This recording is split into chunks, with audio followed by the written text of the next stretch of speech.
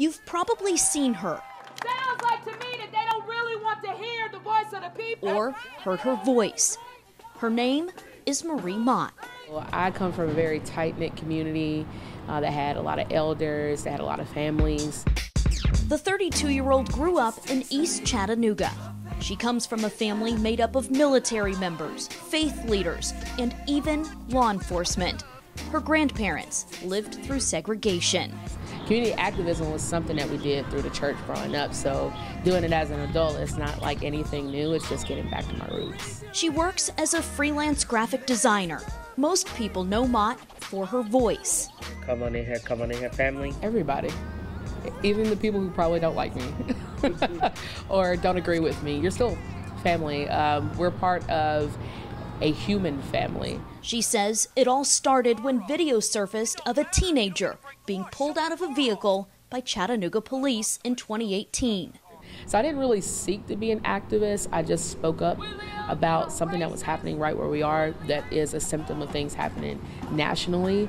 And then, George Floyd's death. I was just surprised, but at the same time, I was encouraged because I'm like, yes, it's not just me and a handful of my comrades. It's not just a little bit of us, but there are a lot of people who are not happy with what's going on. Take a knee with you. That's all we want. We want to be respected. Amid the protests, a moment came many felt was a turning point when Captain Jerry Sutton took a knee with demonstrators. I appreciate the gesture, but gestures don't change how people are impacted by police. Do you think they're willing to listen? I think they've been listening for a long time. I think they're not willing to move beyond listening. In response to the protests, Chattanooga Police Chief David Roddy announced changes to department policy, now requiring officers to intervene if a fellow officer breaks the law. But Mott believes more can be done, like utilizing social services when responding to mental health calls. Police officers cannot be trained to be behavioral specialists or therapists. On Monday, Mayor Andy Burke announced the creation of the Office of Community Resilience, utilizing existing programs and $150,000 from the police department's budget. Mott says it's not enough.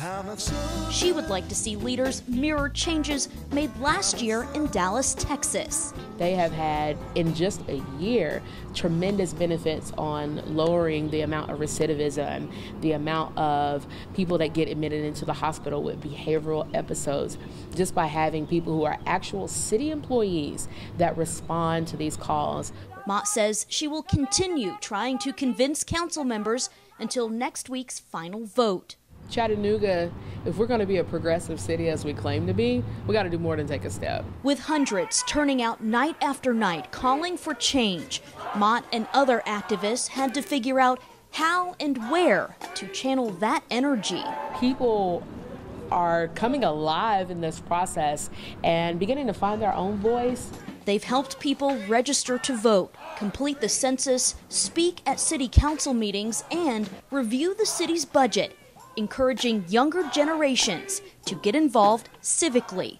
I'm so hopeful for the future, and I hope people are inspired. If we focus more on what we can agree on and what we don't, we can get so much done.